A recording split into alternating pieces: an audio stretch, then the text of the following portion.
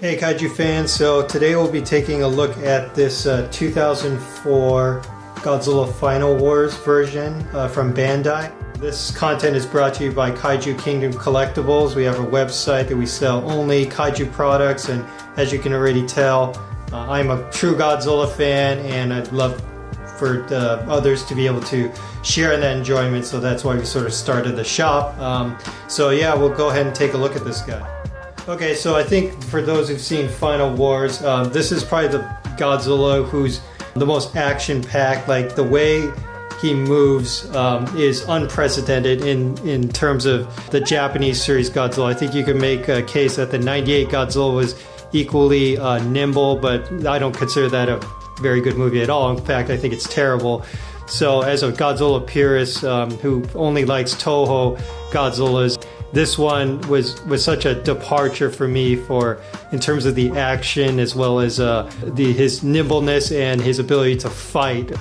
And I think that was a wonderful sort of change of pace for the franchise. Just a quick backstory here. So I actually purchased this guy from the Bandai Museum. I think it was sort of a suburb of Tokyo, if I remember correctly. It was not that far of a train ride from, I guess you would call Tokyo proper, but there was a Bandai Museum. I got this guy back in 2006, and this was a Bandai Museum version, and it had kind of this big shell case, and it was a joy to be able to find, because as much as the internet had proliferated in 2006, it was still rather difficult to locate Godzilla products, at least in the United States. So you really had to search for it, and I was able to pick up this guy as well as some other figures in that one trip.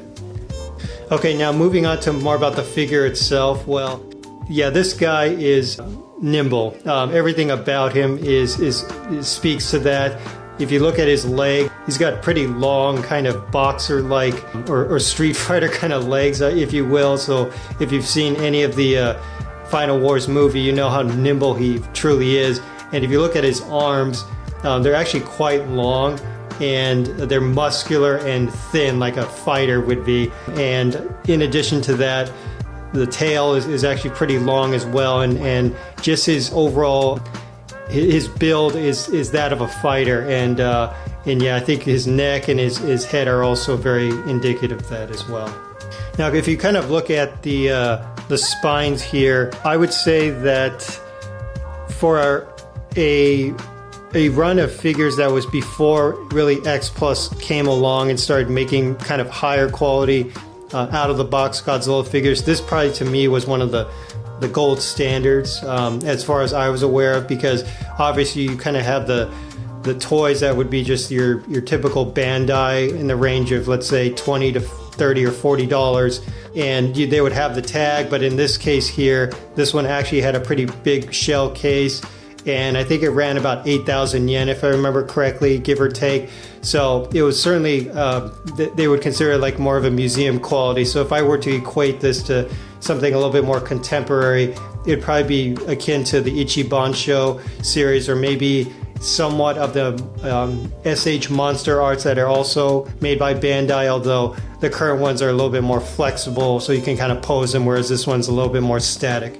Just one other kind of small detail that really stands out about this figure is how big the feet are in comparison to the body or legs. Like, this guy's got tiny ankles, and he's got these ginormous feet. Yeah, I mean, it's kind of a very interesting change of design from some of the other prior Godzillas, because his legs always tended to be pretty, let's just say, robust and or thick, particularly as you move up from the ankle to the thighs. But in this case here, he's got very thin ankles and huge feet. And again, it's just when you see him jumping around in Godzilla Final Wars, I guess you can sort of, his entire body is designed for those sorts of action activities. All right, well, that was the kind of a quick rundown of this figure. Hope you enjoyed it. And as I mentioned before, head on over to our website if you want to see what kind of products we got, and hit the thumbs up button and subscribe. Until next time, take care.